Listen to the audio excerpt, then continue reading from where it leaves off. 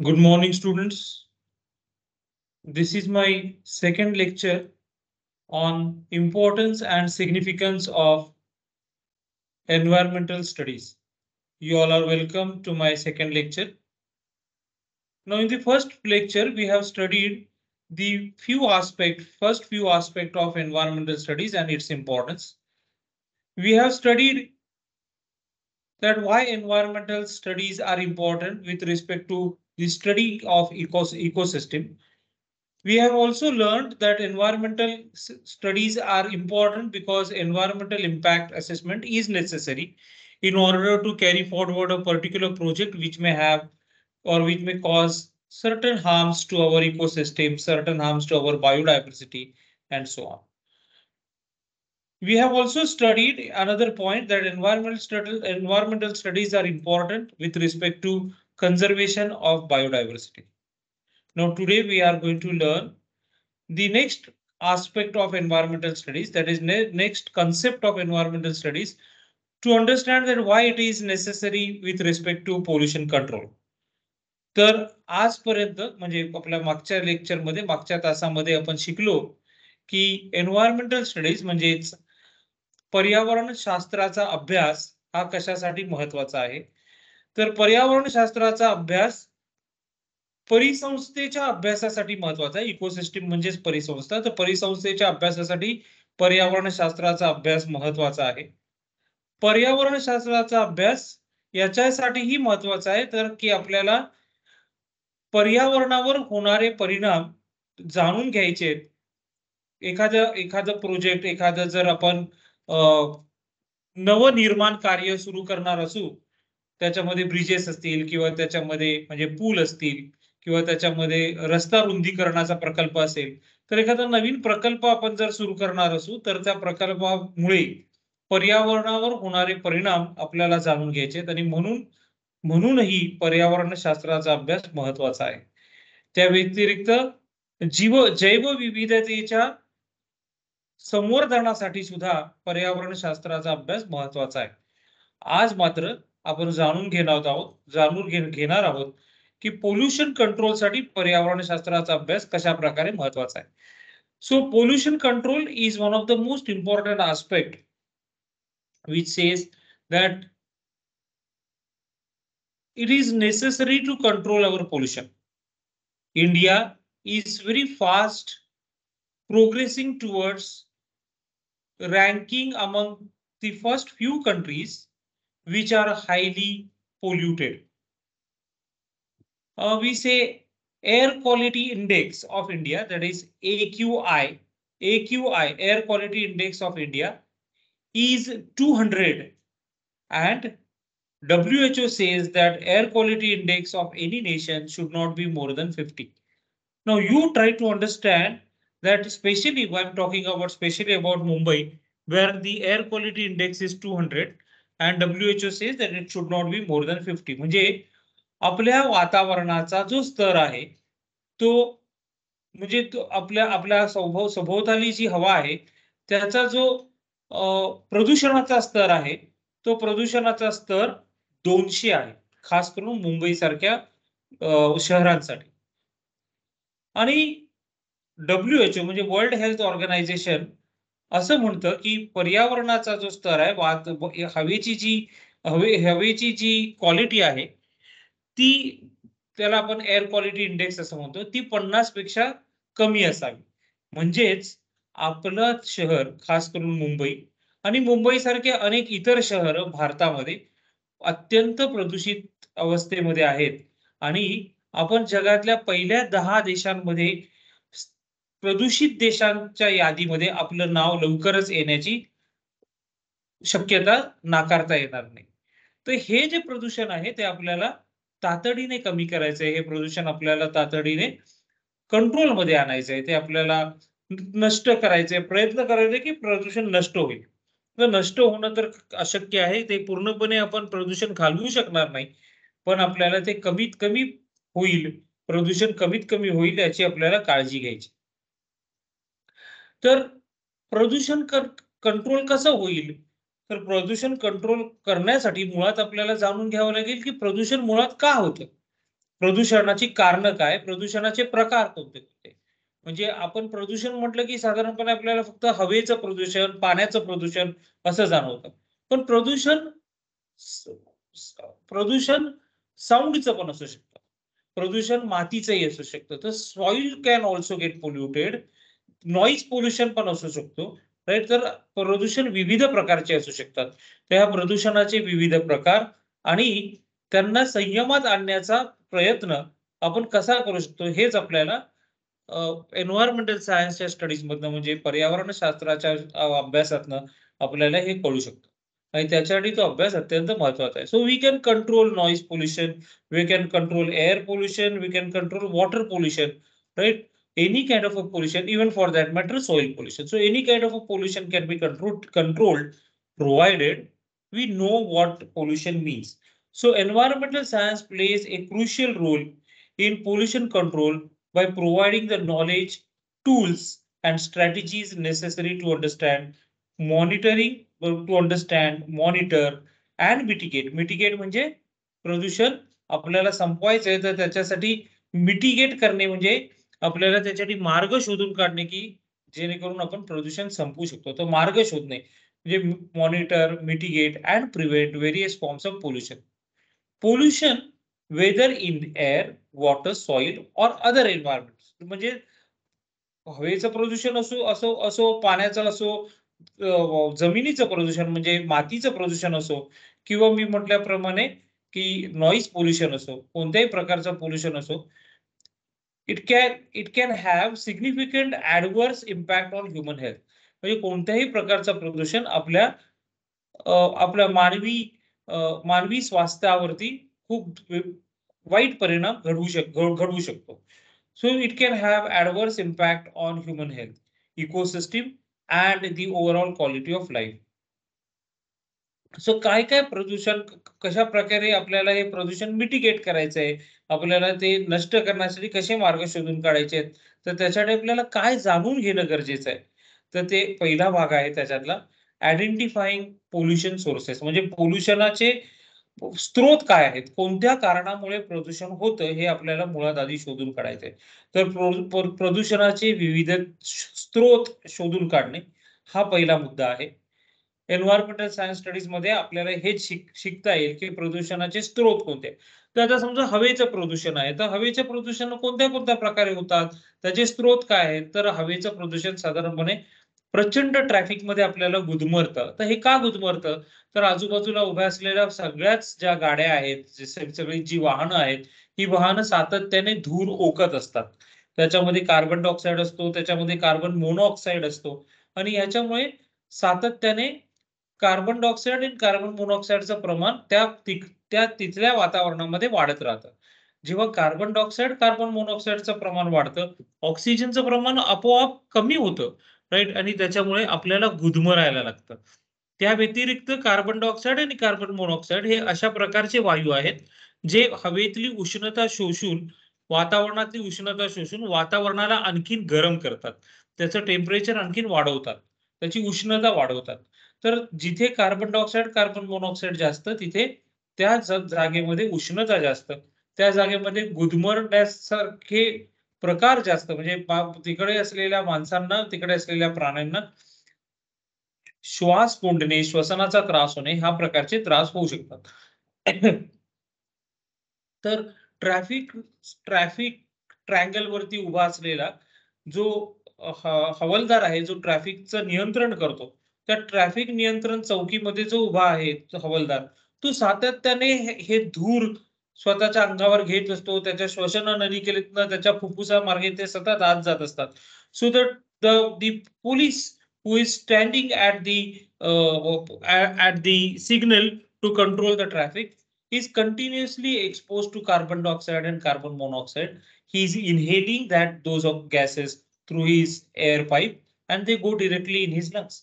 So this person is going to be highly affected because of pollution and he may suffer asthma. त्याला दम्याचा त्रास होऊ शकतो. He may even suffer tuberculosis. त्याला TB सुद्धा होऊ शकतो. क्षयरोग सुद्धा होऊ शकतो. श्वसन नलिकेचा आणि फुफ्फुसाचा क्षयरोग त्याला होऊ शकतो. तर आपल्याला जाणून घ्यावं लागेल की पोल्युशनचे स्रोत काय आहेत. तर पहिला स्रोत मी म्हटलं हवेचे पोल्युशन आहे, तर बरीचशी वाहनं हे एक स्रोत आहे पोल्युशनचा, एअर पोल्युशनचा. दुसरा स्रोत काय आहे, तर विविध इंडस्ट्रीज मधनं बाहेर येणारे, त्याच्या चिमण्यांमधनं बाहेर येणारे विषारी वायू, राईट, हा दुसरा स्रोत आहे एअर पोल्युशनचा. सो अशा प्रकारे पाण्याच्याही पोल्युशनचे स्रोत आहेत किंवा जमिनीवरती होणारं पोल्युशन, म्हणजे जसं मगाशी मी म्हटलं की सॉइल पोल्युशन, मातीचं प्रदूषण, याचे सुद्धा विविध स्रोत आहेत. तर हे स्रोत आपल्याला जाणून घ्यायचे. दुसरी गोष्ट आपल्याला मॉनिटरिंग अँड असेसमेंट. तर हे किती प्रमाणात प्रदूषण होत आहे हे आपल्याला सातत्याने त्याचा मोजमाप घ्यावं लागेल आणि आपल्याला त्याचा रेकॉर्ड मेंटेन करावा लागेल. So we'll have to monitor and do the assessment of the pollution levels of pollution. Then pollution modeling, की कशा प्रकारे आपल्याला त्याचं चार्टिंग करता येईल, त्याची कारणं शोधायची आहेत, त्याचे परिणाम शोधायचे आहेत. याला आपल्याला पोल्युशन मॉनिटरिंग असं, मॉडेलिंग असं म्हणता येईल. पोल्युशन कंट्रोल टेक्नॉलॉजीज, तर आपल्याला पोल्युशन कसं आवाक्यात आणता येईल, आपल्याला ते कसं कंट्रोलमध्ये आणता येईल, याच्यासाठी पोल्युशन कंट्रोल टेक्नॉलॉजीज वापरायच्या आहेत आपल्याला. त्याच्यानंतर रेग्युलेटरी फ्रेमवर्क, की रेग्युलेटरी फ्रेमवर्क हे गव्हर्नमेंट सांगणार, हे लॉ सांगणार आपल्याला, की government will tell us the lodge will enforce certain rules on us that we must get our vehicle PUC tested, that is pollution under control certificate is necessary for all vehicles, right? So that they are under control, they would not release much of carbon dioxide and carbon monoxide. Similarly, if the particular vehicle, especially the personal vehicles, are used after for 15 years, then they should be either discarded or you should get them renewed and another certificate for continuation should be achieved, right? मग risk management काय आहे, clean energy alternative and alternative fuel, म्हणजे आपण खनिजजन्य तेलाचा वापर इंधन म्हणून वापरतो. तर हे खनिजजन्य तेल न वापरता त्याऐवजी आपण दुसरा अल्टरनेटिव्ह सोर्सेस काय वापरू शकतो एनर्जीसाठी, ऊर्जा निर्माण करण्यासाठी. फॉर एक्झाम्पल सोलार पॅनल्स आहेत किंवा विंड मिल आहे, बरोबर, पवनचक्क्या आहेत, बरोबर. तर ह्या सगळ्या गोष्टींचा आपण वापर करू शकतो. तर ही क्लीन एनर्जी पण हे सगळं वापरताना आपल्याला मुळात ह्या गोष्टींचं ज्ञान असलं पाहिजे, की ह्या सगळ्या गोष्टी आज अवेलेबल आहेत. तेव्हा खनिजजन्य तेल हा एकच भाग आपल्याकडे आहे अशातला असं नाही, तर दुसऱ्याही मार्गाने आपण ऊर्जा उत्पन्न करू शकतो आणि त्याचा वापर करू शकतो. ह्या सगळ्यातनं आज आपल्या रोजच्या आयुष्यामध्ये आपण बऱ्याच प्रमाणात वेस्ट निर्माण करत असतो. मग ते वेस्ट कधी बायोडिग्रेडेबल असतं, म्हणजे it is biodegradable or non degradable, म्हणजे ते एकतर सडू कुजू शकतं, अशा प्रकारचं वेस्ट असू शकतं, किंवा ते नॉन डिग्रेडेबल, जे सडणार नाही, ज्याचं विघटन होणार नाही. तर विघटन होणारा वेस्ट आणि जैव विघटन न होणारा वेस्ट, अशा दोन प्रकारचे वेस्ट आपल्याकडे आहेत. आणि त्याचं मॅनेजमेंट कसं करावं हे आपल्याला पर्यावरण विज्ञानाच्या अभ्यासातनं आणि आपल्याला ते लक्षात येणार आहे. त्याच्यानंतर एन्व्हायरमेंटल एज्युकेशन, शाळेमध्ये कॉलेजेसमध्ये एन्व्हायरमेंटल एज्युकेशन हे अत्यंत गरजेचं आहे. प्रत्येक नागरिकाला कळलं पाहिजे की आपल्या आजूबाजूला असलेला परिसर आणि पर्यावरण आपल्याला सुंदर आणि स्वच्छ ठेवायचं आहे. जे सुंदर नाही तर निदान स्वच्छ तरी ठेवायचं आहे. आपलं घर प्रत्येक वेळेस सुंदर असेल असं नाही, पण ते प्रत्येक वेळेस स्वच्छ मात्र असलंच पाहिजे असा आपला अट्टहास असतो. तर जसं आपलं घर स्वच्छ असावं असा आपला अट्टहास असतो, तसा आपला परिसरही स्वच्छ असला पाहिजे. कारण आपला परिसर हे आपल्या घराचाच एक बाह्य भाग आहे आणि तो आपल्याला स्वच्छ ठेवणं हे आपलं आदी कर्तव्य आहे. सो आपल्याला वेस्ट मॅनेजमेंट करायचं आहे, जेणेकरून आपला परिसर स्वच्छ राहील आणि आपल्याला एन्व्हायर्मेंटल एज्युकेशन प्रत्येक नागरिकापर्यंत पोहोचवायचं आहे. त्याच्यानंतर बायो रेमिडिएशन आहे, की कशाप्रकारे आपण तयार झालेला जो घन कचरा आहे किंवा जो जैव विघटन होणारा कचरा आहे, अशा कचऱ्याचं आपण कशाप्रकारे विघटन करू शकतो जीवाणूंच्या साहाय्याने, हे आपल्याला पर्यावरण शास्त्राच्या अभ्यासातनं लक्षात येतं. त्याच्यानंतर एन्व्हायर्नमेंटल हेल्थ काय आहे? तुम्ही म्हटल्याप्रमाणे की स्वच्छता ठेवायची जेणेकरून परिसर स्वच्छ राहील आणि एन्व्हायर्नमेंटल हेल्थ आपली पॉझिटिव्ह आणि स्ट्रॉंग राहील. इंटरनॅशनल कोऑपरेशन, राईट, म्हणजे आपल्याला if we want to extend international cooperation to the countries which are much less developed than us, or we want to seek the help from the other countries which are much more developed than us. तर अशा प्रकारे आपण international cooperation पण घडवून आणू शकतो. Emergency response, so एखाद्या ठिकाणी जर इमर्जन्सीज घडली तर त्यावेळेस आपल्याला काय केलं पाहिजे हे लक्षात घेतलं पाहिजे. For example Bhopal gas tragedy ही अत्यंत जुनी घटना आहे, 1984 साली झालेली. त्यावेळेस आपल्यातलं कोणीही जन्माला आलेलं नव्हतं, पण त्यावेळेस जेव्हा मीही बराच लहान होतो तेव्हा, आणि त्यावेळेस ही घटना घडली होती, भोपाळ गॅस ट्रॅजेडी. किंवा तुम्ही चर्नोबिलला झालेला रिॲक्टरचा ऍक्सिडेंट हेही कधी तुम्ही वाचलं असेल, वाचनात आलं असेल, राईट. तर रशियामध्ये असलेलं चर्नोबिल नावाचं एक शहर आहे आणि तिथे रिॲक्टरचा ब्लास्ट झाला आणि त्यातनं रेडिओ ऍक्टिव्ह एलिमेंट्स बाहेर पडले आणि त्याच्यामुळे आजूबाजूचं वातावरण दूषित झालं. तर हे अशा प्रकारचे ऍक्सिडेंट जेव्हा इमर्जन्सी ऍक्सिडेंट होतात आणि ज्याच्यात खूप मोठ्या प्रमाणात जैविक हानी होण्याची शक्यता असते आणि होते, तर अशा वेळेस आपल्याला काय करता येईल हे आपल्याला इमर्जन्सी रिस्पॉन्सेस मध्ये शिकायचं. तर आपला एन्व्हायरमेंटल सायन्स आपल्याला हे सगळं शिकवतो. त्या व्यतिरिक्त climate change and global warming आज सगळेच ओरडतायत. आपले आजी आजोबा आपल्याला तुम्हाला सांगताना तुम्ही बऱ्याचदा ऐकलं असेल की आमच्या वेळेस आम्ही तरुण होतो किंवा आम्ही लहान होतो त्यावेळेस खूप जास्त थंडी पडत असे किंवा खूप जास्त प्रमाणात पाऊस पडत असे.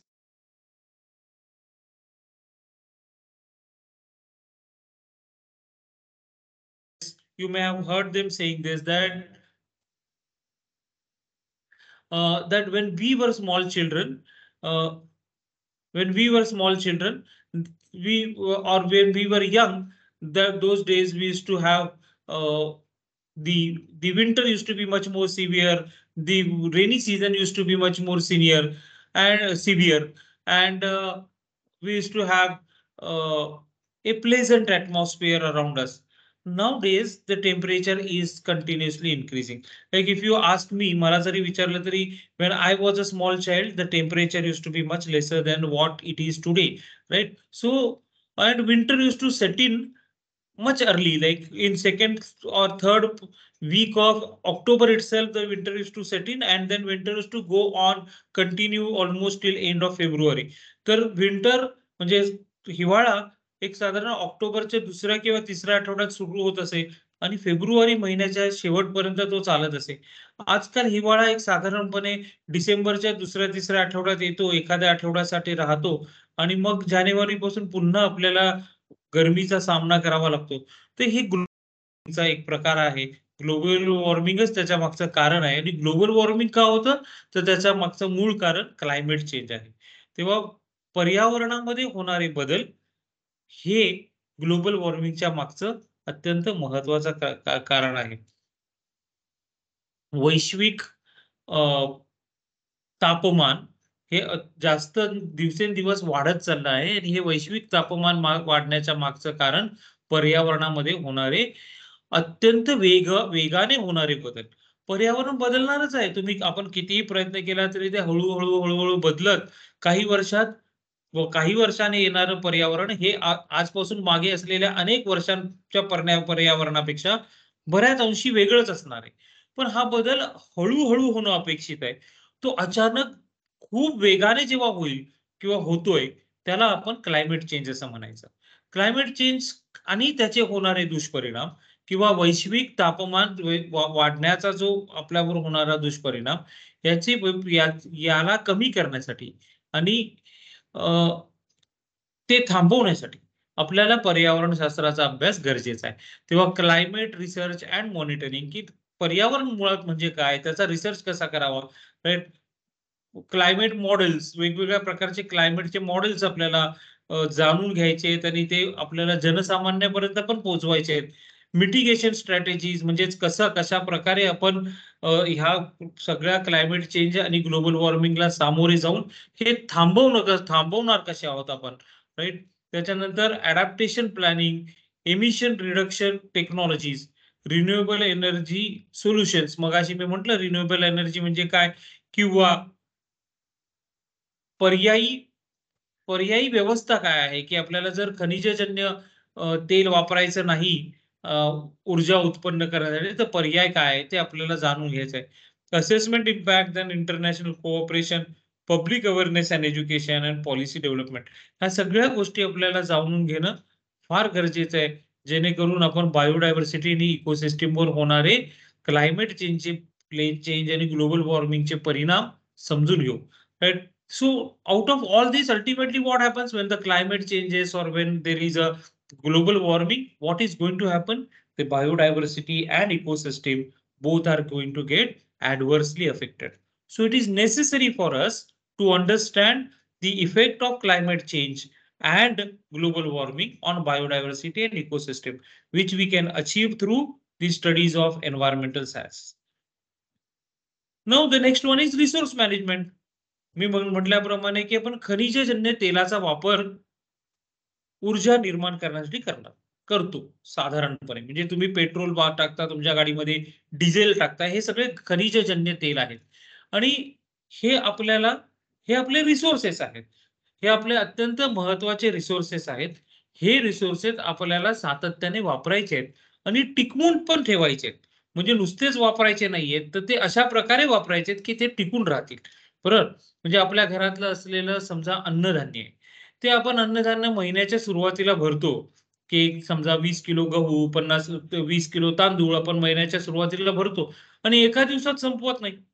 तर आपल्याकडे असलेला साठा पुरवून वापरणे, जेणेकरून तो आपल्याला अनेक दिवस वापरता येईल. आपल्याला अनेक दिवस तो पुरेल अशा प्रकारे तो वापरणे, यालाच आपण काय म्हणायचं? Resource management. बरोबर? हा एक प्रकारचा रिसोर्स मॅनेजमेंट आहे. तर पर्यावरणाने सुद्धा आपल्याला अनेक प्रकारचे रिसोर्सेस दिलेले आहेत. अनेक खनिज दिलेली आहेत. खनिज तेल दिलेलं आहे. पाणी हे सुद्धा एक रिसोर्स आहे. माती ही एक सुद्धा रिसोर्स आहे. तर पर्यावरणाने आपल्याला अनेक रिसोर्सेस दिलेले आहेत. तुम्ही ऐकलं असेल ॲल्युमिनियम, बिस्मथ, हे सगळे एलिमेंट्सची नावं तुम्ही ऐकली असतील.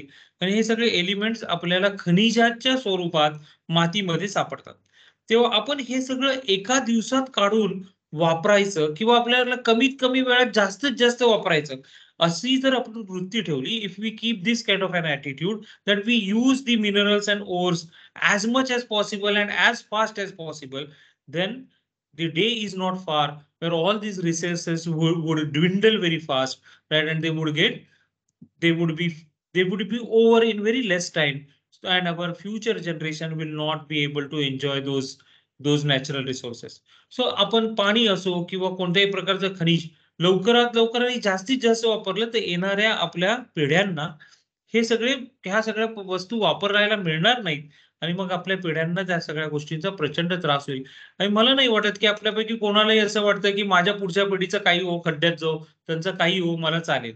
असं आपल्याला कोणालाही वाटत नाही. तेव्हा आपण अशा प्रकारे हे सगळं वापरायचंय जेणेकरून ते सस्टेन होईल, ते जतन होईल आणि पुढच्या पिढीला ते पूर्णपणे मिळेल, भरपूर मिळेल आणि त्याचा ते फायदा घेऊ शकतील.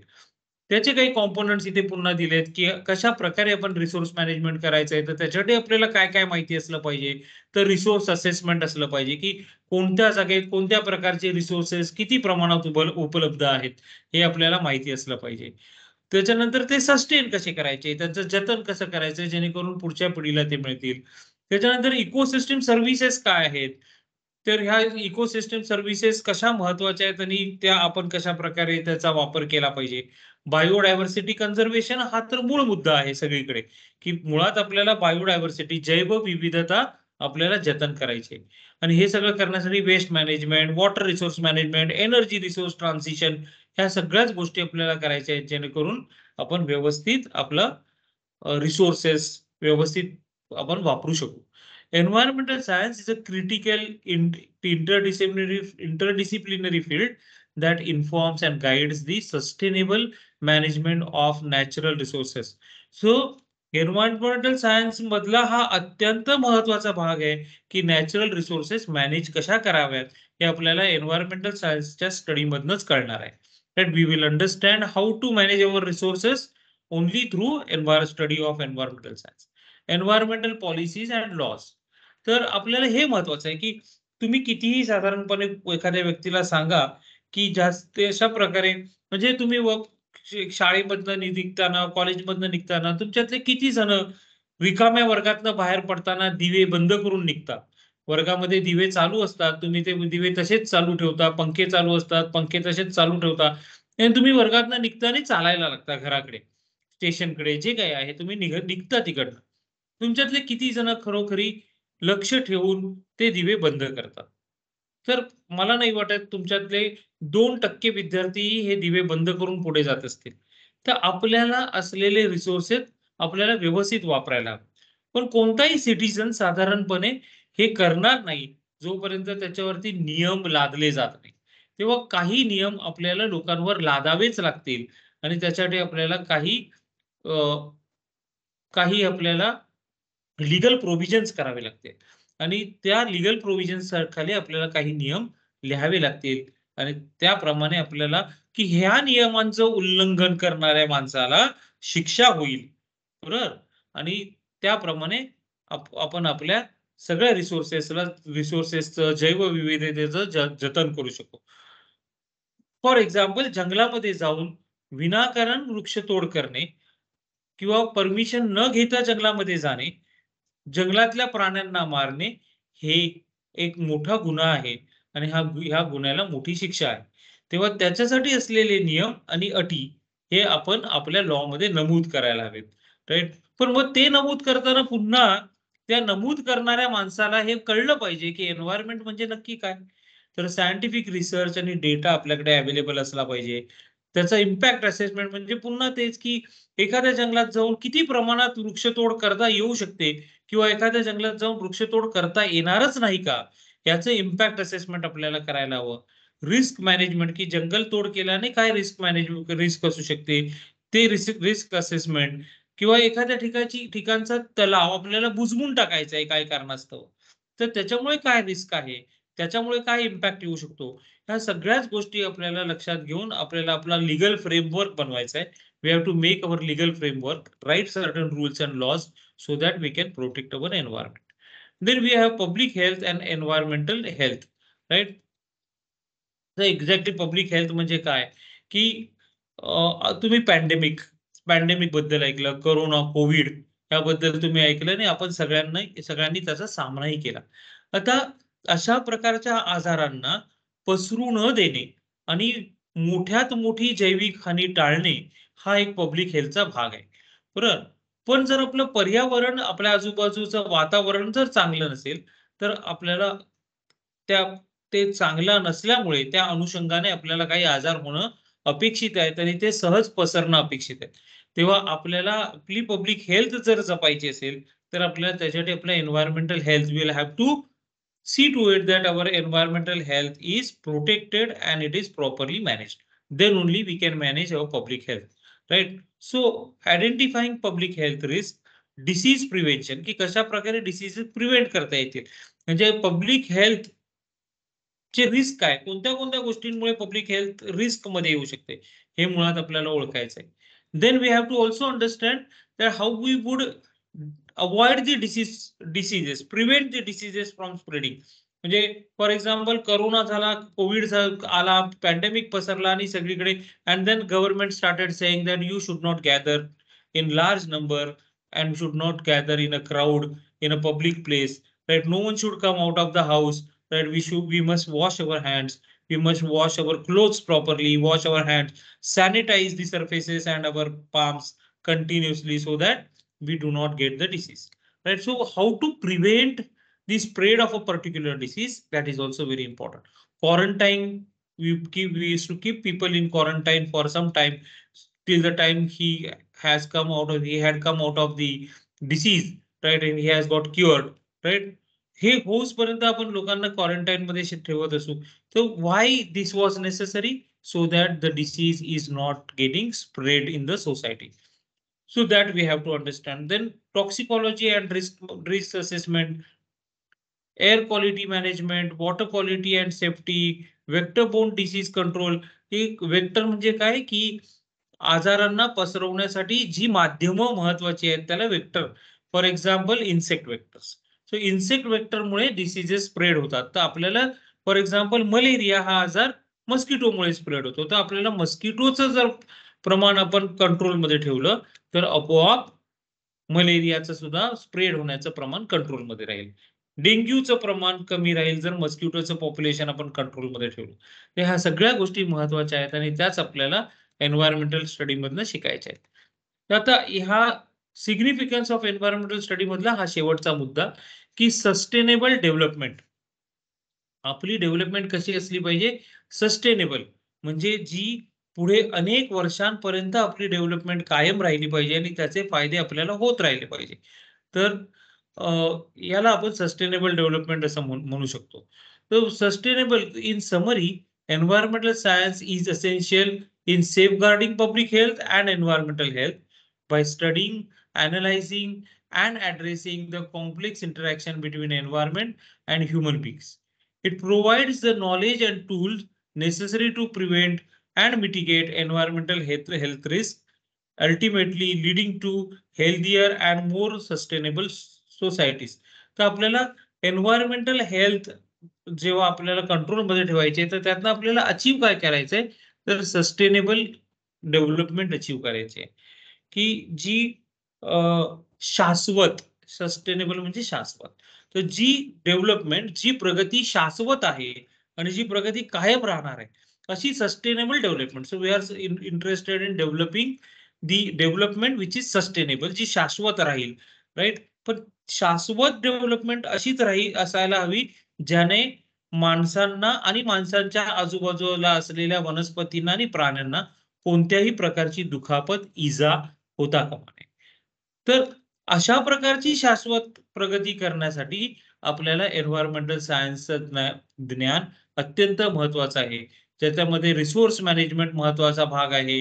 जैविक विविधतेचं जतन करणं एक महत्वाचा भाग आहे.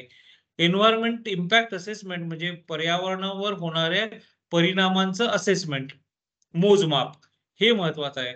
सस्टेनेबल ऍग्रीकल्चर म्हणजे शाश्वत शेती. शाश्वत शेती म्हणजे काय? की शेती जी शाश्वत आहे, म्हणजे आज तुम्ही जर केमिकल केमिकल फर्टिलायझर्स आणि पेस्टिसाइड्स वापरले, तर if you use chemical fertilizers and pesticides in the agricultural fields again and again, the soil is going to get polluted. So instead of that, if you start making use of organic fertilizers and organic pesticides, then they would not cause harm as much as the chemical fertilizers and pesticides cause. So that can lead to sustainable agriculture, शाश्वत शेती, ही आपल्याला त्यातनं साध्य करता येईल. Renewable energy development, so जी अशी energy development, अशा प्रकारचे एनर्जी स्त्रोत आपल्याला हवेत जे रिन्युएबल आहेत, जे पुन्हा पुन्हा आपल्याला तयार करता येतात. फॉर एक्झाम्पल, धबधब्याच्या पाण्यातनं ऊर्जा निर्माण करणे म्हणजे इलेक्ट्रिसिटी जनरेट करणे, किंवा खूप वेगाने वाहणाऱ्या वाऱ्याच्या साह्याने पवनचक्कीच्या मदतीने ऊर्जा निर्माण करणे, हे सगळे काय आहेत? Renewable energy resources. पण हे कुठे शिकणार आपण? तर एन्व्हायरमेंटल सायन्सच्या स्टडीज मध्ये शिकणार. त्याच्यानंतर क्लायमेट चेंज मिटिगेशन, मी मगाशी सांगितलं तुम्हाला की पर्यावरणामध्ये खूप बदल होत आहेत आणि ते वेगाने होत आहेत, तर त्यांना थांबवणे, थोपवणे.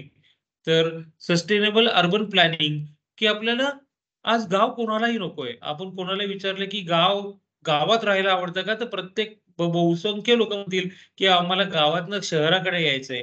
गाव आपल्याला फक्त एवढ्यासाठी आवडतं की शाळेला सुट्टी लागली की मला गावी जायला आवडतं, किंवा मला शांतता हवी म्हणून मला गावी जायचंय. पण गावासारखंच राहावं आणि शहराने शहरासारखं प्रगत राहावं, ही वृत्ती आपल्याला सोडावी लागणार आहे काही येणाऱ्या वर्षामध्ये. कारण गावांचं सुद्धा शहरीकरण होणारच आहे. बरोबर? पण मग हे शहरीकरण कसं हवं? सस्टेनेबल, म्हणजे शाश्वत. त्याच्यातनं मानवाला आणि त्याच्या आजूबाजूच्या पर्यावरणाला धोका निर्माण होता कामा नये. वॉटर रिसोर्स मॅनेजमेंट म्हणजे पुन्हा तेच, की आपल्याला पाण्याचं नियोजन करायचंय. नद्यांचं, नाल्यांचं, त्याच्यानंतर तलावांचं आपल्याला नियोजन करायचंय. त्याच्यानंतर conservation and ecosystem services, education and advocacy, त्याच्यानंतर international collaboration, education and advocacy, I am very sorry, education and advocacy, international collaboration, म्हणजे आपल्याला एज्युकेशनच्या मार्गाने, शिक्षणाच्या मार्गाने आपल्याला पर्यावरण शास्त्र लोकांपर्यंत पोहोचवायचंय. So in essence, environmental science provides the knowledge, data, and solution between meeting the needs of the present without compromising the ability of future generation to meet their own needs. म्हणजे आपल्याला प्रगती कशी करायची आहे? तर प्रगती अशी करायची आहे की ज्याच्यामुळे फ्युचर जनरेशनला त्रास होता, की आज आपली तर प्रगती झाली, पण फ्युचर जनरेशनला मात्र रिसोर्सेसच उरले नाहीत, प्यायला पाणी राहिलं नाही किंवा खनिजे राहिली नाहीत, वातावरण आपण अत्यंत दूषित केलंय. अशा प्रकारची प्रगती आपल्याला करायची नाही.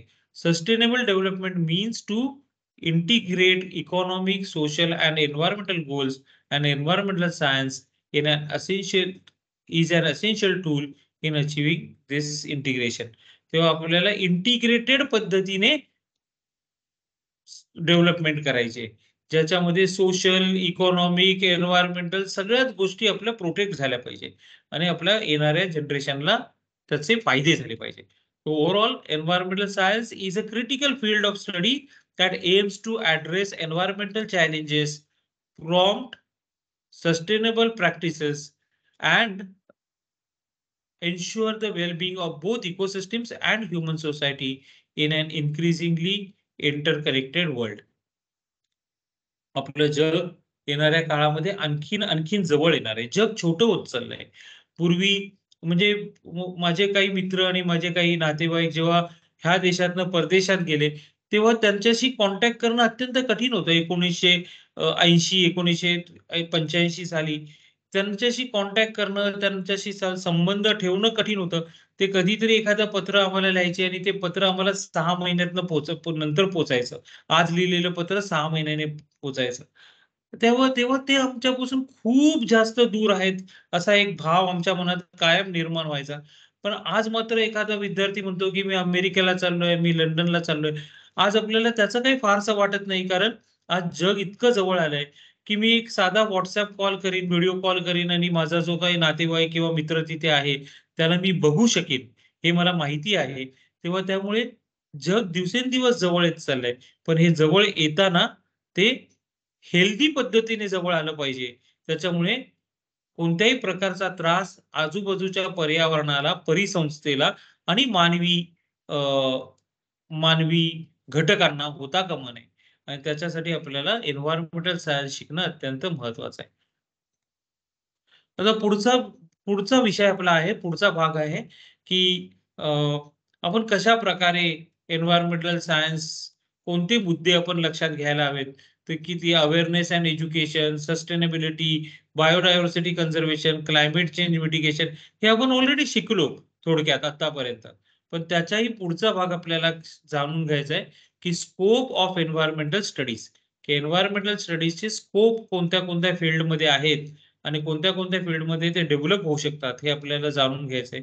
शेवटचा भाग आपला आहे role of environmental studies in public awareness. तोही भाग आपल्याला शिकायचा आहे. तेव्हा आपल्याला अजून 2 लेक्चरची गरज आहे.